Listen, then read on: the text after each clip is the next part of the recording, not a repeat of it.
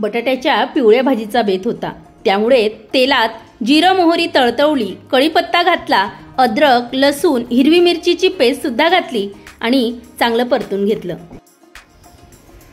त्यानंतर त्याच्यात बारीक चिरलेला कांदा घातला आणि तो सुद्धा छान नरम होईपर्यंत परतून घेतला।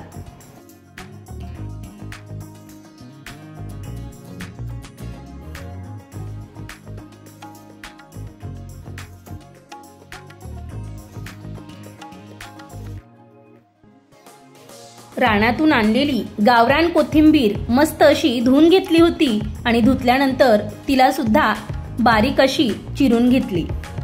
गावरान कोथिंबीरीचा वास हा अगदी मस्त येत होता।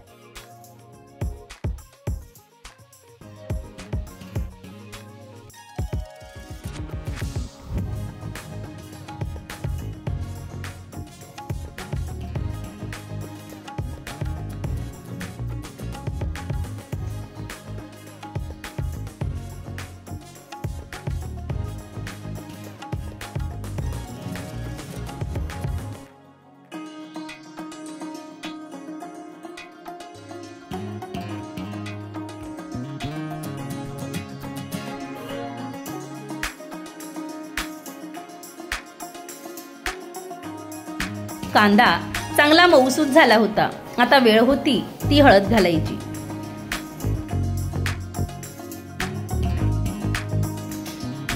हळद घातली आणि पुन्हा एकदा चांगलं परतून घेतलं।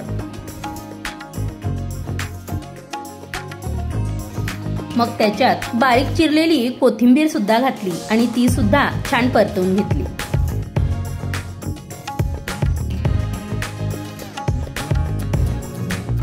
मसाल्याला लागेल तेवढं मीठ सुद्धा त्याच्यात घालून घेतलं आणि ते सुद्धा छान परतून घेतलं। आता वेळ होती ती उकडलेल्या बटाट्याच्या फोडी घालण्याची।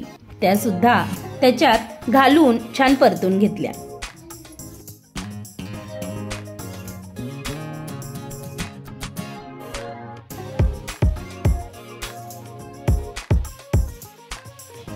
मस्त हलवून घेतलं, मसाला एकजीव केला आणि त्यानंतर बारीक चिरलेली कोथिंबीर सुद्धा वरून घातली।